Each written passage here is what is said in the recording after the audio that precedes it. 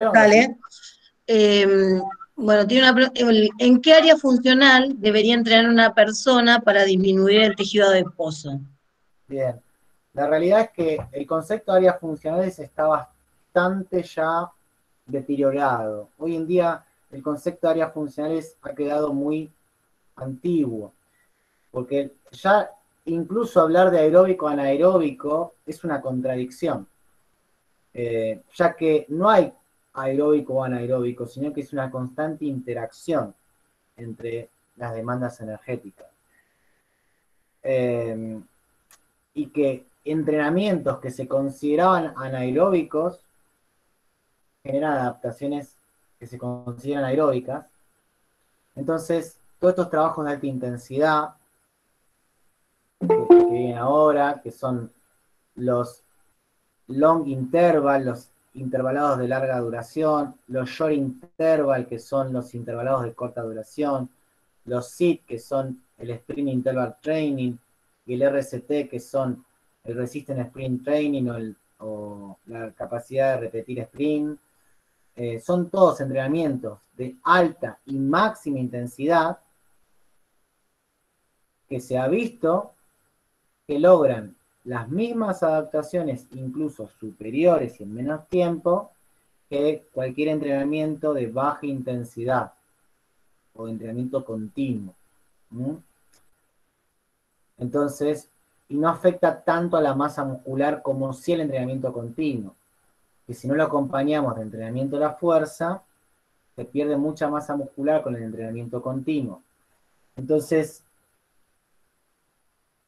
hoy en día no se habla de áreas funcionales, se habla de entrenamiento de baja, moderada, alta y máxima intensidad en el concepto de resistencia, y que la máxima intensidad estamos hablando de intensidades del 85-95% es considerada alta intensidad, pero el piso, pero la mayoría de los estudios estamos hablando del 95% del consumo máximo de oxígeno para arriba, a la intensidad all out, a la máxima velocidad posible de sprint.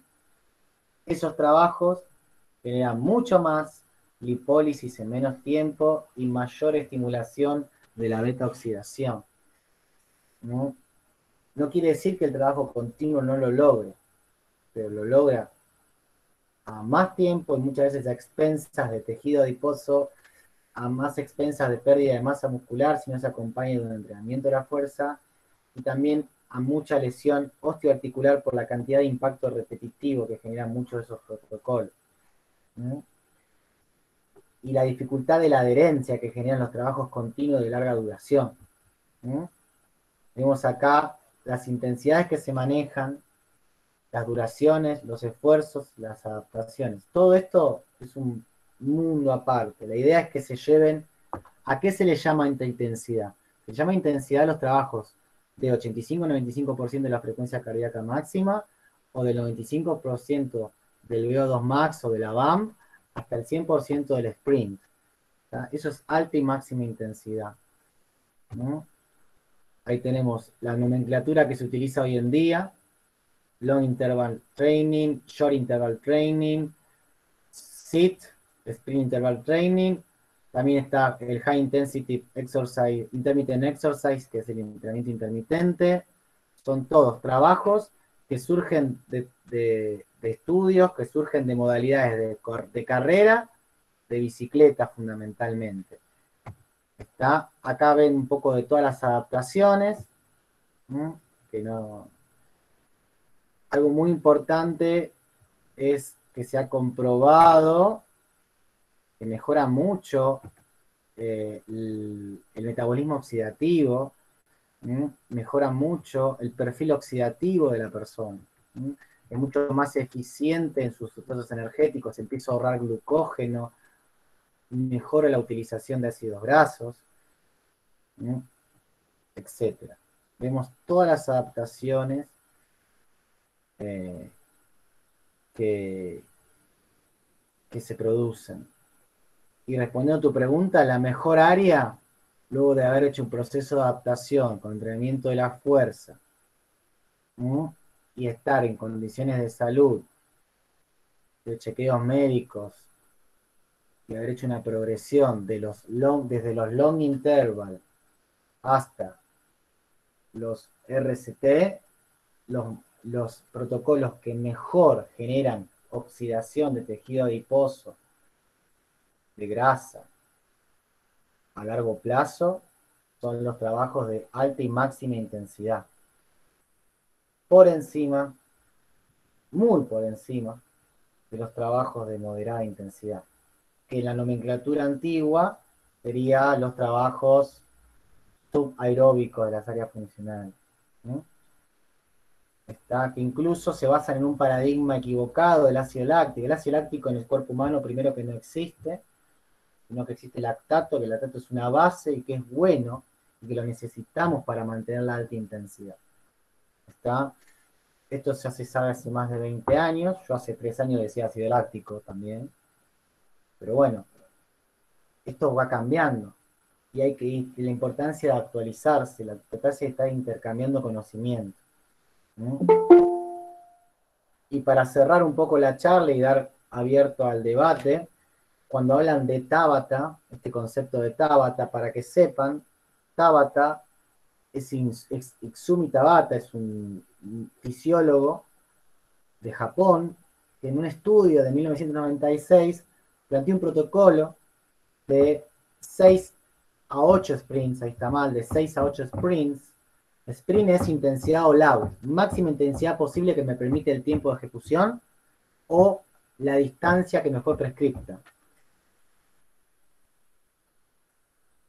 Un protocolo de 20 segundos de máxima intensidad posible, que por 10 segundos de recuperación, de micropausa, y para que tengan en cuenta, se hizo con deportistas de alto rendimiento, esquiadores de alto rendimiento, en bicicleta, en cicloergómetro.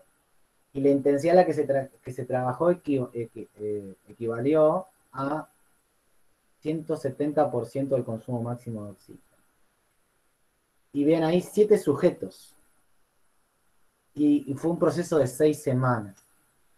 Y como ven ahí, mejoró la capacidad anaeróbica y la capacidad del consumo máximo de oxígeno. Mejoró el VO2, es decir, que hubo como indicador de rendimiento aeróbico, mejoró el consumo de oxígeno, y como rendimiento, indicador de rendimiento de la capacidad anaeróbica, mejoró el sprint, tomado a través de un test de Wingate, un test de sprint máximo. Entonces, a partir de estos estudios se vio que lo que aquello se pensaba que era un entrenamiento de gran predominancia anaeróbica, mejora el metabolismo aeróbico.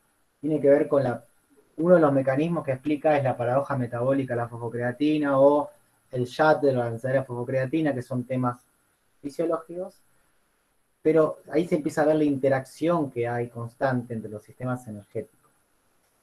Estos estudios se empiezan a usar, se empiezan a tratar de ver si se aplican a ejercicios más funcionales. Acá hay un estudio de REA de 2012 que buscó ver si con ejercicios más reproducibles a las actividades de la vida diaria deportiva, como fueran el jumping, el burpees, que vean qué tiene como característica común, que son ejercicios que se pueden realizar a alta intensidad, que movilizan grandes masas musculares, más de un sexto de la masa muscular, más del 60% de la masa muscular posible, y que generalmente se realizan con cargas ligeras o con el propio peso corporal, y que elevan mucho la frecuencia cardíaca, que disparan las catecolaminas, la adrenalina, la noradrenalina, que son el principal estímulo para generar estimulación de la lipasa hormonosensible, para generar lipólisis y para estimular durante las micropausas todo lo que es el tema del llevado y movilización de ácidos grasos, del torrente sanguíneo, y estimular las adaptaciones también de la beta-oxidación. Y bueno, se vio que mejora algo parecido a lo que pasó en el estudio de Tabata, pero con menos mejora, ya que no podemos comparar la intensidad que podemos lograr con estos ejercicios a diferencia de un cicloergómetro realizado un sprint de máxima intensidad posible, las intensidades logradas son diferentes. Pero para que no se queden con la idea de que todo es 20×10 es Tabata, que aparezca Jessica Sirio con un Tabata de planchas, eso no es Tabata, y incluso está mal llamarlo por el nombre del autor, sino que es un trabajo, es un protocolo, una posibilidad intermitente que está dentro más de los short interval o de los RCA, que son las nomenclaturas que se utilizan, de la intensidad all out. Y después aparecieron muchos protocolos que intentaron reproducir con burpees, con sentadillas, en protocolos de sprint en bicicleta, que tratan de buscar esas adaptaciones que se produjeron en ese protocolo famoso. ¿tá? Y se fueron consiguiendo algunas similares, pero tengan en cuenta las pequeñas muestras, 15 mujeres, 12 hombres, 8 mujeres saludables, es decir, es muy difícil transferir con estas poblaciones a una población mundial. Entonces, todo esto hay que agarrarlo con pinzas. Bien, también protocolos con battle rope, es decir, con el entrenamiento de cuerdas, con protocolos de 15×45, de 30 segundos. Es decir, tratando de reproducir los diferentes protocolos que se hicieron con sprint, con bicicleta, tratando de llevar los ejercicios más calisténicos y ver qué va pasando a nivel cardiometabólico, qué adaptaciones se logran agudo y a largo plazo. Y se fueron viendo que logran adaptaciones similares, pero se necesita más tiempo, más tiempo para lograr esa misma cantidad de adaptación, que se logran en protocolos